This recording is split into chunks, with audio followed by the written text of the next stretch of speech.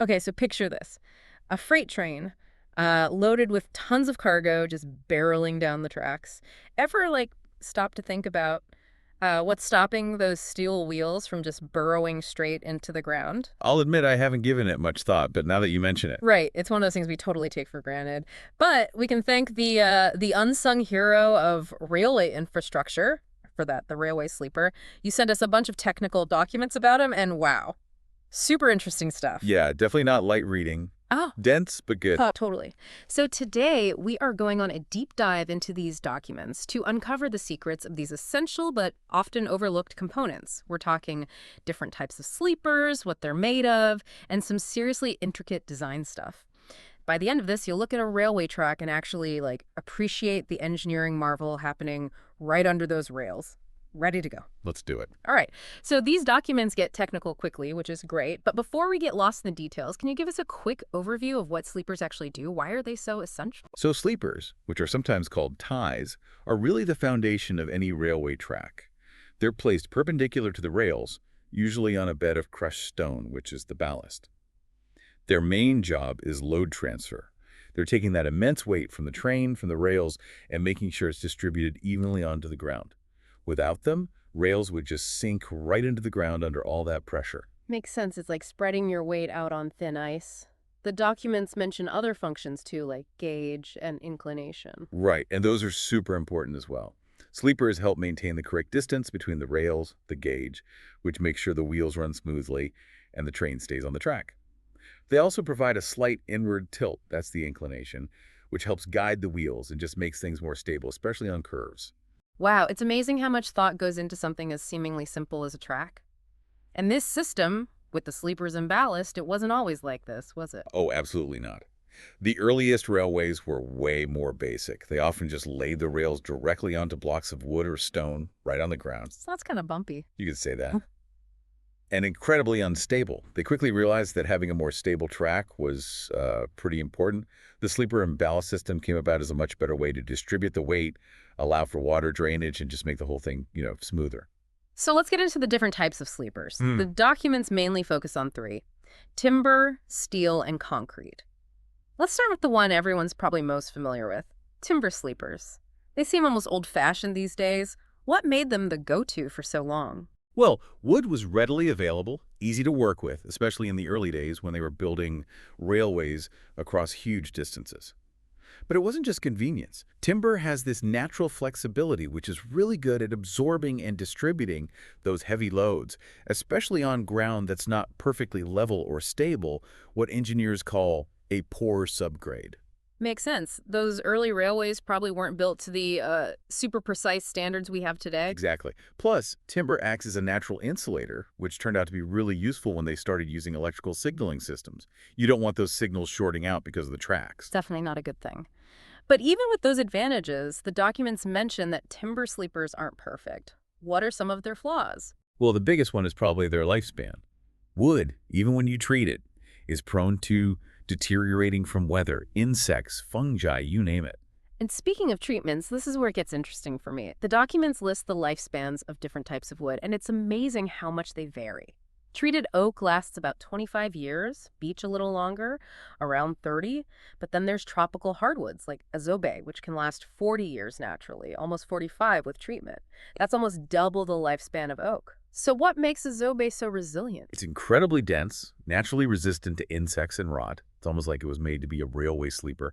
And then you have Australian Jarrah hardwood, which can last an incredible 50 years in the right conditions, like tunnels where it's protected from the elements. Really highlights how much the environment affects lifespan. It really is incredible, all the variations. The documents even list all the things that cause timber to degrade. Constant cycles of getting wet, then drying, heat, even dust abrasion. And they call out fungi and insects specifically. What do they do to combat all that and make those sleepers last longer? They've tried a lot of treatments. Creosote is the most common. It's pretty effective, but it has raised some environmental concerns. Right, there are always trade-offs. And speaking of which, the documents also have these detailed diagrams of timber sleepers. All these specific shapes and dimensions. It's not just a random chunk of wood they're using, right? No, not at all. Those shapes are carefully designed. They make sure the sleeper grips the ballast well, and distributes the load properly without splitting under the pressure. So even a timber sleeper has a whole lot of engineering behind it. Makes you wonder, if it has all these benefits, why even bother with other materials? Ah, well, that is the question, isn't it?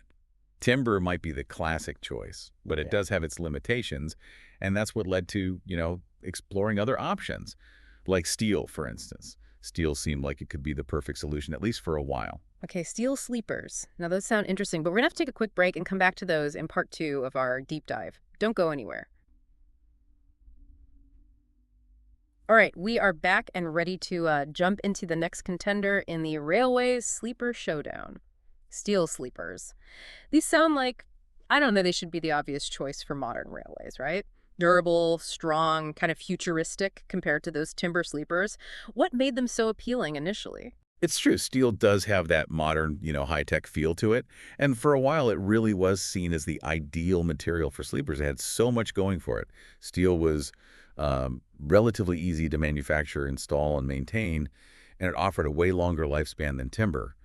And then there's the fact that it can be recycled. You could, in theory at least, melt those steel sleepers down at the end of their life cycle and use the material again. So good for the environment, too. Yeah, it seems almost too good to be true. So, what happened? Why don't we see steel sleepers everywhere?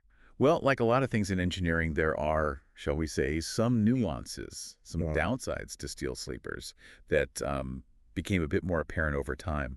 One of the biggest challenges was something called transverse resistance. Okay, transverse resistance. That sounds very technical. Can you break that down for us? Sure.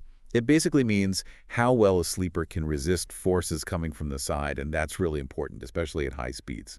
Keeps the train stable. And it turns out those steel sleepers, for all their strength, they actually have pretty low transverse resistance. So, even though steel itself is strong, it's more about the shape of the sleeper, how well it can handle those sideways forces. That's right. And as train speeds increased, it became a real problem. Higher speeds equal stronger forces. And if those sleepers can't cope with it, the tracks can become unstable. Not exactly the smooth, high speed railway I was picturing. Not quite. And it gets more complicated. The documents point out some other issues with steel sleepers. For one, they're not as easy to position precisely as other types of sleepers, which can really affect the alignment of the tracks. Plus, they're noisier, which could be a big problem in residential areas. And steel conducts electricity, which means you need special insulation to avoid interference with signaling systems. Sounds like they're a bit more high maintenance than they seemed at first. Yeah, that's fair to say. And on top of that, they're still susceptible to rust and corrosion, especially in harsher environments. Mm-hmm. Lots of rain, humidity, chemicals. All that means what? More maintenance, shorter lifespan, not as environmentally friendly as we thought. A classic example of a solution that seems perfect at first, but then, reality sets in. You got it. Trade-offs. And speaking of trade-offs, that brings us to the heavyweight champion of railway sleepers. Concrete. Definitely not the first material that comes to mind when you think of, well, flexibility and resilience. You're telling me concrete makes me think sidewalks, buildings, not, something that has to bend and flex under all that weight. So Yeah. how did we get here? How did concrete sleepers become so common? Well, they were definitely a game changer, but it wasn't exactly a smooth ride getting here. See, concrete offered a way to address those limitations we talked about with timber and steel, but the early versions, well, they had a bit of a tendency to, let's just say, crumble under pressure. Crumble, literally like break down. Pretty much, yeah. Early concrete sleepers were just too brittle, prone to cracking and fatigue, especially as trains got heavier and faster. They just couldn't handle it. Okay, that does not sound very reassuring at all. How did they solve that problem? A lot of hard work and creativity. Engineers realized they needed something to cushion the blow between the rigid rails and the brittle sleepers. That was really the impetus for those resilient pads, but we'll talk more about those later. They also had some major breakthroughs in concrete technology, mainly with the development of, well, reinforced and pre-stressed concrete. So it's not just like one big solid chunk of concrete, there's actually like stuff inside it? That is a good way to put it. These documents actually focus on two types of modern concrete sleepers: twin block reinforced concrete and monoblock pre-stressed concrete. Okay, wow, those sound like some serious engineering terms. Let's start with twin block. What's so special about them? Well, as the name suggests, they're basically two separate blocks of concrete connected by a steel bar. So instead of one big sleeper, you've got two smaller ones working together. Why the double design? That is a great question. This particular design, which actually originated in France, has a couple of big advantages. The first is it gives the sleepers excellent transverse resistance. Hmm. Remember, that's the ability to handle those sideways forces. Really important for high-speed lines. Secondly, they're great at maintaining the correct track gauge. They help keep those rails nicely aligned, and on top of that, they last a really long time, even longer than treated timber in many cases. Sounds like they really tackled some of the weaknesses of those earlier concrete sleepers, but there's got to be a downside, right? It can't all be perfect. You're right about that. Nothing's perfect. While twin-block sleepers are great in many ways, they do require a thicker, stronger ballast layer underneath. That's because the load is distributed over a smaller area. And that connecting bar, while it's essential for stability, it does require regular inspections, maintenance, making sure those two blocks stay aligned. Interesting. The documents mention something about using them on curves being, I don't know, kind of controversial. Something about South Africa and Canada having different approaches. You've been doing your research. It's really interesting. Apparently, South African railways, they try to avoid using them on curves that are tighter than 300 meters because they're subjected to higher stresses in those situations. But then you have Canadian railways who use them on curves as tight as 200 meters with, as far as I know, no problems. That's a big difference. Any insight from the documents as to why? It's tough to say for sure. Probably a combination of things. How the sleepers and fastenings are designed, the quality, local climate, ground conditions, maybe even just, different engineering standards or risk tolerance. In railway engineering, there's rarely a one-size-fits-all solution. Clearly. It's all about picking the right tool for the job. Okay, what about the other kind of concrete sleeper, the monoblock? What makes them unique? So monoblock sleepers are, as the name suggests, just one solid piece of concrete. But their claim to fame is really the pre-stressing. Pre-stressing. All right, now that is a word I don't hear every day. What does that even mean? Basically, picture this. They pour the concrete over a bunch of steel wires or bars that are stretched tight. Then, once the concrete hardens, they release the tension on that steel. What this does is create this compressive force inside the concrete, and it makes it way stronger, way more resistant to cracking, like giving it a permanent hug that keeps it from falling apart. I love that analogy, a permanent hug. So instead of relying on just the strength of the concrete, they're adding this internal force to make it tougher. Exactly. The documents mention two main types of pre-stressing, pre-tensioning and post-tensioning. Pre-tensioning, which was developed in the UK, is the most common method because it's simpler.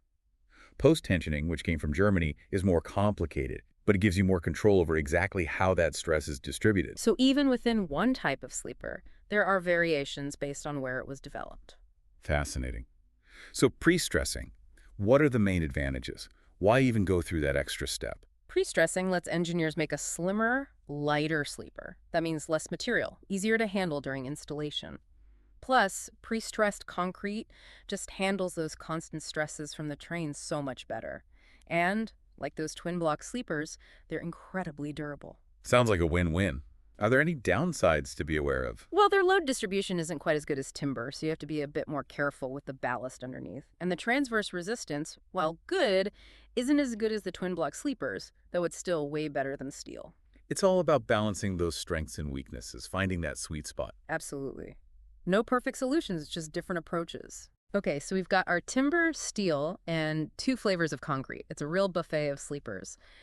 Before we move on, though, something you said earlier got me thinking.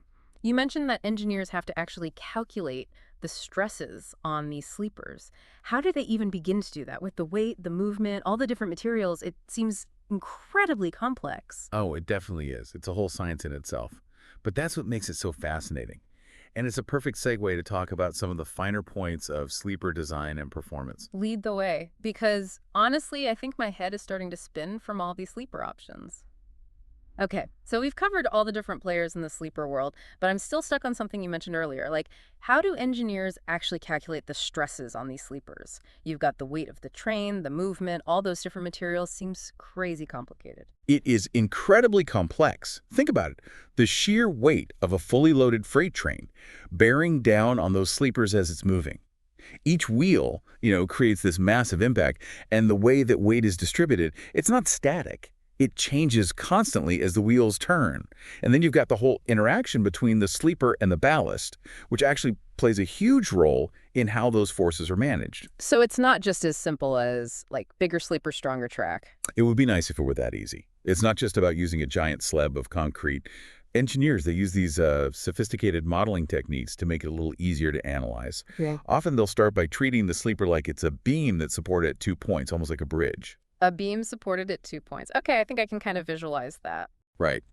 But even with that simplified model, there's still a ton of variables. You've got to factor in the sleeper material, the dimensions, how much weight the train is carrying, the characteristics of the ballast underneath, even things like temperature changes.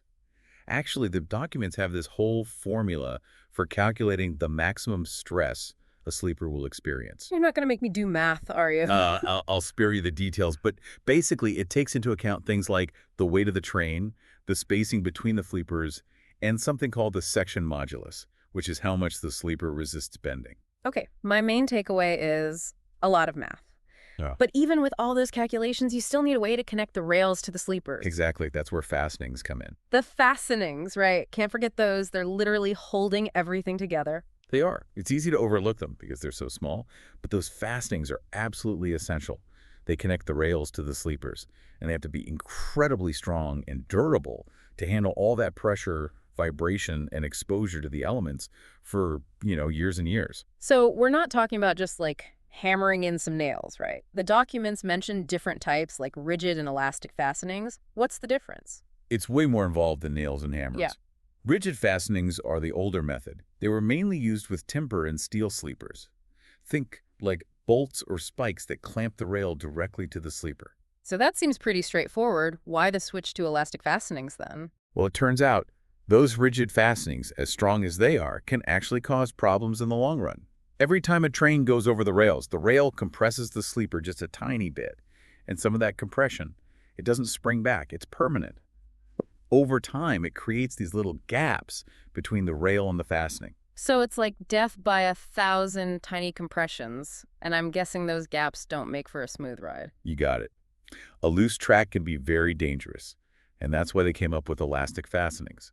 They're designed to flex, absorb those vibrations, and they keep a constant clamping force even with the track expanding and contracting from temperature changes. They give the track a little bit of breathing room without letting go. Exactly. Finding that balance between being firm but also flexible is key. And those elastic fastenings are especially important for the concrete sleepers, right? Because concrete isn't exactly known for being flexible. That's right. Concrete really needs those elastic fastenings. Otherwise, you're looking at cracks and a pretty rough ride. It's like a shock absorber for those rigid concrete sleepers. And speaking of shock absorbers, the documents mention that the pads within those fastenings, they kind of do multiple jobs, right? They're not just about holding things together. Those pads are like the overachievers of the railway world. They help to distribute that load more evenly. They absorb vibrations and shocks. They even play a role in preventing something called rail creep, which we can do a whole other deep dive on. And on top of all that, they provide electrical insulation. Hold on, electrical insulation, what does that do? Remember how we talked about the signaling systems? Well, those systems, they use electrical currents that run through the rails. Those pads make sure those currents don't go where they're not supposed to, which is really important for safety and efficiency. It's mind-blowing how much thought goes into these little components that most people don't even realize are there. I know, it's amazing. And the choice of materials for those pads, that's a whole other thing in itself. They use everything from rubber to plastic to, believe it or not, cork. Cork, like wine stopper cork. Yep, the very same. It's all about finding that sweet spot. What's the most durable, resilient, electrically resistant, and of course, what's the most cost-effective? The French railways, for instance, they really like using rubber pads, whereas the German railways prefer a harder plastic. It's like finding the perfect shoe for a marathon runner, different needs, different materials. All of this makes me think about manufacturing these sleepers, especially the concrete ones. It must require so much precision. It really does. Concrete's not very forgiving. You can't just like sand down the edges if something's a bit off, Yeah. especially with those high-speed lines. The tolerances are incredibly tight. Everything matters. The concrete mix, how strong it is, the placement of the steel reinforcement, everything has to meet really specific standards. It's like they're building concrete spaceships. How do they ensure that level of accuracy in the process? It all comes down to insanely strict quality control. Every step of the manufacturing process is scrutinized. They have different ways of making them. Some are super high-tech, some are more hands-on, but quality control from start to finish, that's what matters. What kind of tests are we talking about? They run the whole gamut. Compressive strength tests, making sure the concrete can handle the weight, bending moment calculations because you don't want those sleepers buckling under pressure. They even check how much those pre-stressing tendons, remember those? How much they relax over time. They don't mess around. Makes you feel a little safer knowing they're put through the ringer. I think so. It's really a testament to how much engineering goes into modern railways. Those little components, they seem simple, but they're the result of, hundreds of years of innovation and improvements. I know, it really makes you look at it all differently. So before we wrap up our deep dive, what's the key takeaway for our listeners? I'd say it's that the world is full of these amazing engineering feats right under our noses. The next time you see a train go by, take a second to think about those sleepers, those fastenings holding it all together. That is some seriously impressive engineering, and maybe our listeners will be inspired to take a closer look at things, see if they can uncover some hidden stories in those everyday things we take for granted. Thanks for joining us for this deep dive into the world of railway sleepers. Until next time, keep those minds curious.